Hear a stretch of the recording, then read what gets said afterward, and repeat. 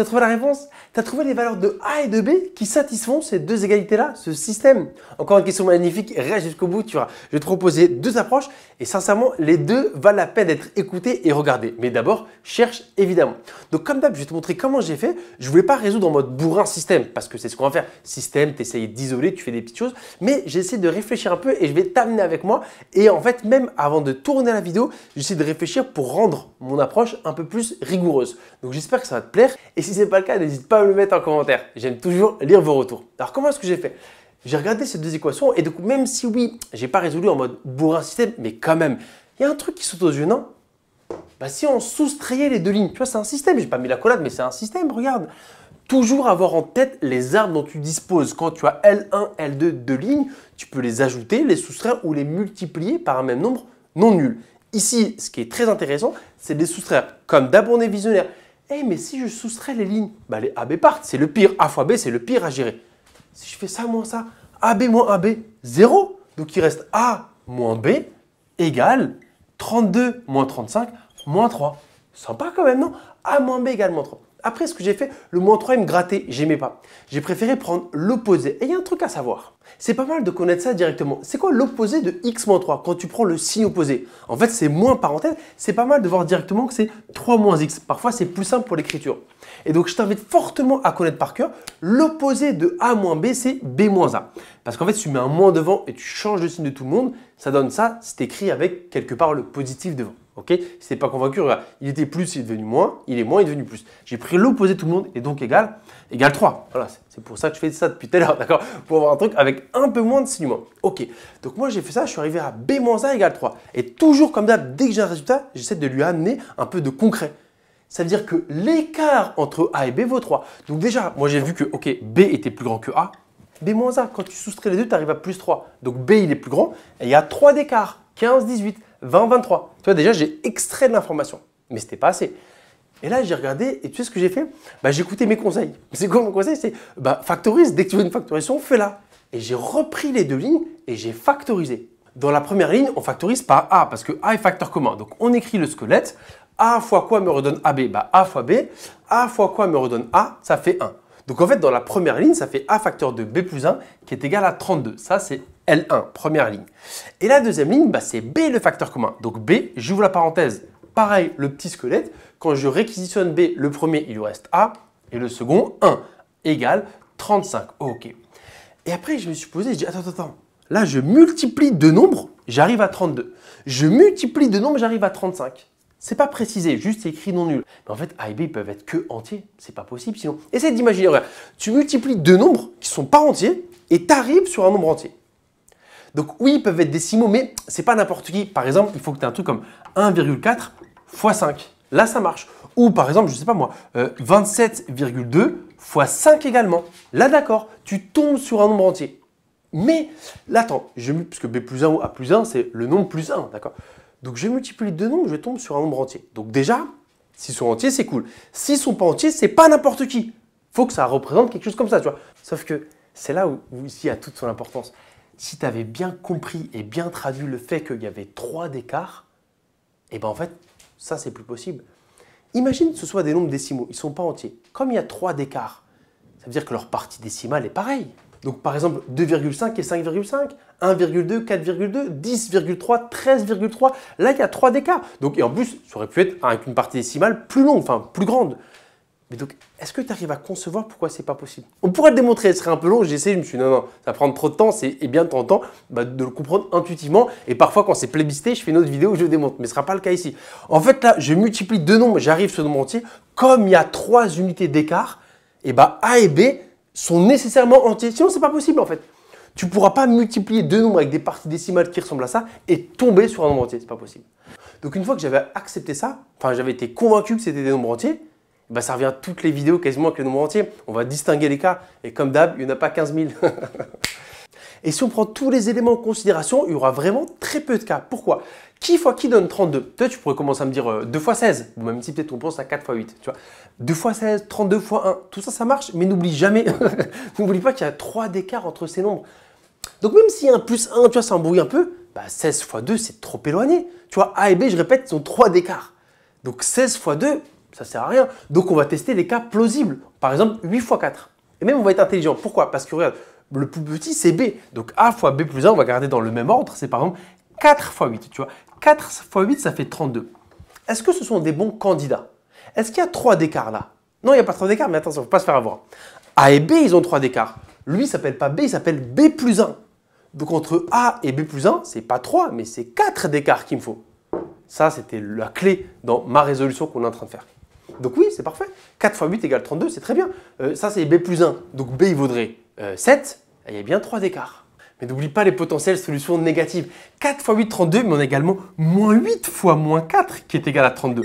Et là, encore une fois, je l'écris dans le bon sens. Parce que quand les nombres sont négatifs, le plus grand, c'est le plus proche de 0. Est-ce qu'on a bien 4 d'écart? Eh bien oui, il y a 4 d'écart entre A et B plus 1. Donc on va tester. Si A est égal à moins 8, B, il doit être égal à combien? Attention, avec les moins, il ne faut pas se faire avoir. Lui, c'est potentiellement B plus 1. Ah oui, donc B, il est 1 avant. 1 avant moins 4, on ne se trompe pas, c'est moins 5. Question, donc on a bien, si A égale ça, B égale ça, A fois B plus 1 est bien égal à 32. Maintenant, a-t-on 3 d'écart? Oui, il y a bien 3 d'écart. Candidat. Pourquoi je dis candidat depuis tout à l'heure? Parce que c'est un mot que j'aime beaucoup en mathématiques, mais en fait, depuis tout à l'heure, on raisonne sur L1, sur la première ligne. Mais comme c'est un système, tes candidats, tes solutions possibles doivent fonctionner dans la deuxième ligne. Et bien, vérifions. Donc déjà, j'espère que tu es convaincu que pour cette ligne-là, il n'y a que 2 possibilités. Regarde, c'est écrit en orange, A égale 4, B égale 7 ou celle-ci. Et bien, vérifions si celle-là marche ici. J'ai dit quoi? B égale 7. Ok, donc on aurait 7 fois A plus 1. A plus 1, ça fait 5. 7 fois 5, 35. Ok, donc cette solution est recevable. Donc ça, c'est bien une solution de mon égalité de départ. Maintenant, la seconde. Si A égale moins 8, B égale moins 5. On aurait B, à savoir moins 5 fois A plus 1. Si A égale moins 8, A plus 1, ça fait moins 7. Encore une fois, on ne sait pas voir. Et moins 5 fois moins 7, eh ben, ça fait bien 35 également. Donc, tu vois, en fait, nos 2 seuls candidats pour la première ligne fonctionnent également dans la deuxième. Donc, les 2 solutions, 4, 7, moins 8, moins 5 en mode AB. Donc ça, c'était la première résolution en mode un peu instinctive, mais jalonnée de réflexes, de prise de recul pour comprendre ce qu'on avait, donc qui était quand même assez puissante. Et également, pourquoi c'était des nombres entiers. Donc moi, j'aime beaucoup celle-là. Je vais te proposer la seconde. On est parti pour la deuxième résolution qui va paraître plus bourrine, mais qui réserve son lot de subtilité. Donc suis attentivement. Je repars sur L1 moins L2. Rappelle-toi, j'ai fait ça moins ça. Donc il restait A moins B égale moins 3. Et donc, ce que je vais faire, je vais substituer. Je vais isoler l'une des deux. Donc, typiquement, A, c'est le plus simple. A égale quoi? Donc, moins B devient plus B. Donc, regarde comment je l'écris directement. Ça fait B moins 3. Moins 3 plus B ou B moins 3, c'est pareil. Et bah cool, j'ai A entre les mains. Donc, maintenant, comme j'ai A, je vais l'injecter dans une des deux lignes. Laquelle tu choisis? Il y en a une qui est un petit peu mieux, c'est la ligne 2. Parce que dans la ligne 2, il y a une seule fois le A qui apparaît. Donc, comme ça, j'ai qu'à le remplacer une fois. Et un peu de couleur pour que ce soit super clair. Donc le A de cette ligne-là a été remplacé par B-3. Donc B-3 fois B plus B égale 35. Et donc là, c'est une équation. Pourquoi c'est cool? Parce qu'on n'a plus qu'une seule inconnue. Regarde, il n'y a plus que du B. Ça risque d'être un peu embêtant, mais tu n'as qu'une inconnue. On ne peut pas tout avoir à la fois. Donc on y va, on développe B fois B. C'est rare de développer de la droite, mais on va le faire. B fois B, on est à B carré moins 3 fois B, donc moins 3B plus B égale 35. Ok, donc là, il y a une petite réduction à faire. Moins 3B plus 1B. Combien ça fait? Eh bien, ça fait moins 2B, toujours égal à 35. Ok, comment est-ce qu'on pourrait faire ça? Ici, dans cette résolution, on n'a pas encore démontré, même si notre démonstration était entre nous, que A et B étaient des nombres entiers. Parce que sinon, tu pourrais dire, eh ben oui, je vais factoriser par B, comme ça j'ai une multiplication égale 35, je trouve les candidats et je vérifie. Un peu comme on a fait tout à l'heure. Sauf qu'ici, ce n'est pas le cas, on ne l'a pas démontré. Donc là, il y a une technique un peu de bourrin qui consisterait à faire passer le 35 à gauche, donc on aurait un trinôme du second degré, et de faire delta. Là, je ne vais pas le faire parce qu'on peut remarquer quelque chose. B carré moins 2B, ça te fait penser à quoi? C'est ce qu'on appelle le début d'un carré. C'est le début d'une identité remarquable. Ça ressemble à A carré moins 2AB. Et en fait, il faudrait avoir plus B carré. Comme ça, si tu as ça, c'est égal à A moins B, le tout au carré. Et c'est souvent ça quand on met sous forme canonique. Il manque un élément. Donc toi, tu aimerais avoir quoi ici? Et là, il faut être un peu visionnaire et pas se faire embrouiller par les A et les B. Ça, c'est la formule telle qu'on l'a tous apprise dans la leçon avec les A et les B. Et là, c'est la vie. La variable, elle s'appelle B. Mais ne te fais pas voir, d'accord? Donc là, il faudrait avoir quoi? T'as trouvé pendant que je parle? Il faudrait avoir plus 1. Parce que B carré, c'est le carré de B. 1, c'est le carré de 1. Et là, c'est bien le double produit. 2 fois B fois 1. Ok. Et tu connais ma chanson ici. Quand tu fais apparaître ce que tu veux, faut payer le prix pour ne pas changer la valeur de ton calcul. Et là, je vais faire un truc inédit, je crois que j'ai jamais fait sur aucune des vidéos parce que j'aime pas cette règle. En fait, quand tu as une égalité, tu as le droit de faire plus ou moins le même nombre de chaque côté, pour chacun des deux membres. Donc là, regarde, j'ai fait plus 1 à gauche, à droite. J'ai pas changé la valeur, mais moi, je suis super heureux parce que ça, c'est pile une identité remarquable. Laquelle? Bah, B-1, le tout au carré. Celle-ci, A moins B au carré, qui est égale à 36. Ok. Pourquoi je dis sur l'autre subtilité? Parce que ça, c'en était une. Et là aussi, je vais le faire également d'une autre manière. Plusieurs façons de résoudre cette équation-là. Mais d'abord, je vais te poser une question. Si un truc au carré vaut 4, x carré égale 4, que vaut ce truc? Que vaut grand X? Eh bien, il vaut 2, d'accord, mais il y a une autre solution, il ne faut jamais l'oublier, où grand X égale moins 2, d'accord? Parce qu'encore une fois, les nombres peuvent être négatifs. Et bien là, c'est le même principe. Il faut arriver à prendre un peu de recul et pas juste avoir X. Regarde, un truc au carré égale 36. Ici, le truc s'appelle B-1. Un truc au carré égale 36. Que vaut ce truc? Eh bien, il vaut 6 ou, on n'oublie pas la deuxième solution, il vaut moins 6. X moins 1 au carré vaut 36. Le carré vaut 36, donc le normal, il vaut 6 ou moins 6. Ben voilà, c'est terminé. B moins 1 égale 6, c'est que B égale combien? 6 plus 1, ça fait 7. Première solution. B moins 1 égale moins 6, c'est que B égale combien? Moins 6 plus 1, attention, on ne se fait pas voir. Moins 6 plus 1, on est à moins 5. Et ben voilà la deuxième solution. Mais ce n'est pas terminé, il me manque le A. Donc il faut regarder quelque part une égalité qui va t'offrir assez rapidement le A. Ben, c'est celle-ci, tu vois. J'avais laissé en couleur. On sait que A égale B moins 3. Donc si on remplace B par sa valeur, par 7, par ce qu'on a trouvé, que vaut A? Bah, 7 moins 3, ce qui fait 4. Et la deuxième solution, si B égale moins 5, moins 5 moins 3, on est à moins 8. Ça, ce sont les deux valeurs de A. Donc finalement, il y a deux couples de solutions. Le premier, c'est 4, 7.